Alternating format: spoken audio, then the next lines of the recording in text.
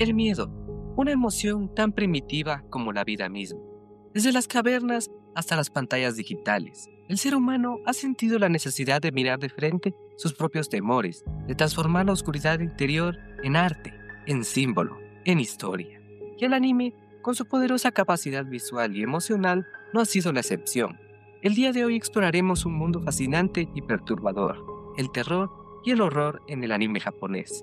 Una travesía por el lado más oscuro de la animación, donde los límites entre lo humano y lo monstruoso se desvanecen, donde el silencio dice más que los gritos, y donde el miedo no siempre proviene de afuera, sino dentro de nosotros mismos.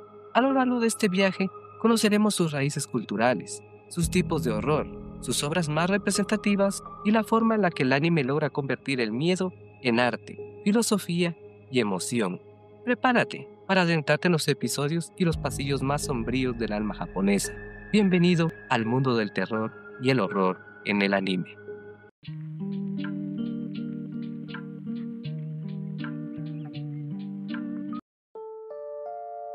El miedo es una emoción universal, pero su forma, su presentación y su sentido cambian con la cultura.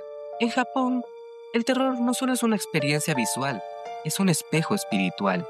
Mientras que en Occidente el horror suele manifestarse a través de monstruos externos, zombies, maldad humana o demonios físicos, en Japón el verdadero enemigo nace del alma. El miedo japonés no busca solamente asustar, busca perturbar, hacer pensar y revelar lo que se oculta en la mente humana.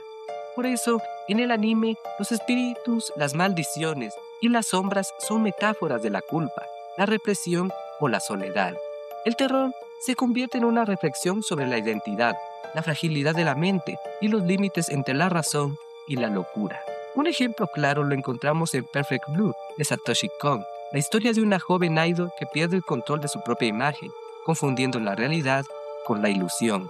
No hay monstruos, no hay fantasmas, solo la pérdida del yo, que se convierte en el más temible de los horrores. Aunque muchas veces los términos terror y horror se confunden, en el anime tienen matices distintos. El terror se alimenta de la anticipación, de aquello que intuimos pero no vemos. Es el miedo psicológico, el silencio previo al grito. El horror, en cambio, es la reacción física, el momento en que lo inimaginable se hace real y nos revuelve el estómago.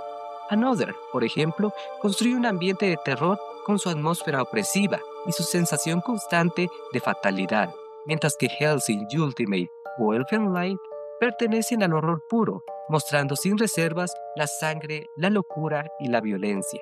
Ambos estilos se complementan para crear experiencias intensas que pueden llevar al espectador desde la inquietud silenciosa hasta el impacto visceral. El horror psicológico es la joya oscura del anime. Aquí no hay espectros del más allá, sino mentes rotas, pasados traumáticos y realidades deformadas. Series como Serial Experiments Lain exploran la soledad digital y la disolución de la identidad. Paranoia Alien, del mismo Satoshi Kon, muestra cómo una figura misteriosa llamada Lil Slugger se convierte en el reflejo colectivo del miedo urbano. En estas obras, el horror surge de la alienación, del aislamiento social, de la pérdida de la cordura. No necesitamos fantasmas, porque el monstruo ya está en nosotros. Desde tiempos antiguos, Japón ha creído que los espíritus habitan en todas las cosas, desde los árboles, los ríos, los objetos, incluso los recuerdos. Esa visión sintoísta ha dejado una profunda huella en el anime de terror. Historias como Hell Guild o Jigoku Shoujo nos muestran cómo el rencor y la venganza pueden abrir literalmente las puertas del infierno. En Another, una maldición escolar convierte la rutina estudiantil en un escenario mortal, mientras que Yamashibai Japanese Ghost Stories revive en pocos minutos leyendas urbanas y espíritus del folclore japonés, como los Yurei o Onryo, fantasmas atormentados que buscan justicia o venganza. Ese tipo de anime se mueve entre lo espiritual y lo moral, recordándonos que el miedo no siempre castiga al culpable, sino también al inocente. Luego está el horror más explícito, el que no teme mostrar el dolor en su forma más cruda, el gore. Este subgénero lleva la violencia al límite, para confrontarnos con la fragilidad del cuerpo y el placer oscuro del sufrimiento visual. Elfen Light es uno de sus máximos exponentes. En su primer episodio, una joven llamada Lucy escapa de un laboratorio, dejando tras de sí un rato sangriento de muerte y destrucción. Sin embargo, bajo esa brutalidad, la serie plantea una pregunta dolorosa. ¿Quién es el verdadero monstruo? ¿La criatura que elimina o los humanos que la torturaron? El gore en el anime no solo es espectáculo, es también una forma de crítica social y filosófica, una manera de desnudar la violencia latente en la naturaleza humana. En otros casos, el miedo adopta una escala épica, la humanidad entera frente al fin del mundo. Attack on Titan nos muestra una civilización encerrada tras murallas, acosada constantemente por gigantes devoradores de humanos. Devilman Crybaby transforma a los demonios en metáforas del odio, la intolerancia y la guerra. Y Parasite de Maxim lleva el horror al nivel biológico, mostrando cómo parásitos alienígenas se apoderan de los cuerpos humanos. En todos estos mundos, el horror no está solo en los monstruos, sino en lo que el ser humano es capaz de hacer para sobrevivir. El miedo se convierte aquí en un recordatorio de nuestra fragilidad, pero también de nuestra oscuridad interior. Hay obras que combinan el miedo con la reflexión sobre la sociedad. Monster, por ejemplo, presenta a un médico que salva la vida de un niño, que luego se convierte en un asesino serial. Ergo Proxy y Technology planean mundos distópicos donde la humanidad ha perdido su esencia y el miedo nace del vacío existencial. En Death Note, la línea entre la justicia y el asesinato se desdibuja bajo la figura de un joven con el poder de eliminar a otros escribiendo un solo nombre. Estos animes no solo planean y buscan asustar, sino también hacer pensar. ¿Qué haríamos nosotros si tuviéramos el poder de decidir quién vive y quién muere?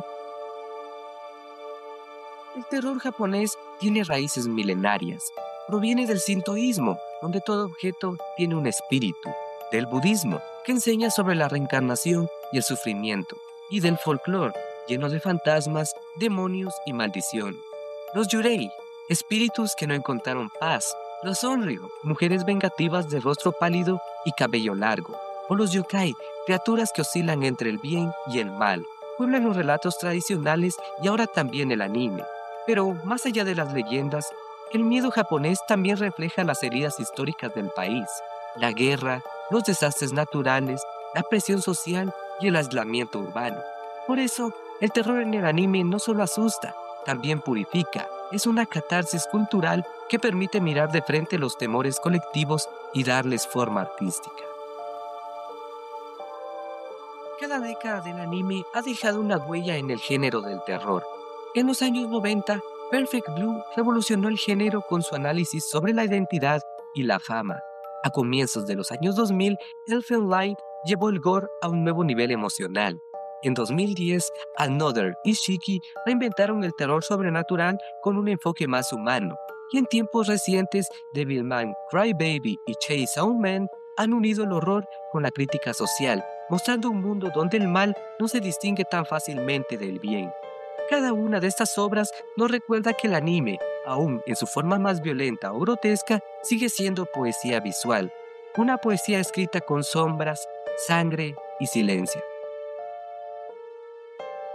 El terror en el anime ha evolucionado con la sociedad. En los años 80 y 90 dominaban las historias oscuras de ciencia ficción, los conflictos mentales y el gore. En la primera década del año 2000 surgieron los horrores escolares, las maldiciones y los fantasmas digitales. Y en la actualidad, el terror se ha fusionado con el drama, la acción y la crítica cultural. Series como Chainsaw Man, Jujutsu Kaisen o Attack on Titan utilizan elementos de horror para explorar la pérdida, el trauma y la búsqueda de sentido. El miedo ya no solo busca impactar, busca hacer sentir y comprender. El terror y el horror en el anime son más que un género, son una forma de arte que conecta la emoción más antigua, el miedo, con las preguntas más profundas de la existencia humana. Nos muestra que el verdadero horror no está en los fantasmas que nos persiguen, sino en las sombras que llevamos dentro. Que el miedo puede ser también una vía hacia la comprensión, hacia la empatía hacia el conocimiento de lo que somos realmente capaces de hacer cuando la oscuridad nos envuelve. Y tal vez, después de ver una serie de terror japonés, comprendamos que el objetivo no era asustarnos, sino despertarnos. Porque el miedo en el anime no busca solo hacerte temblar, sino hacerte pensar.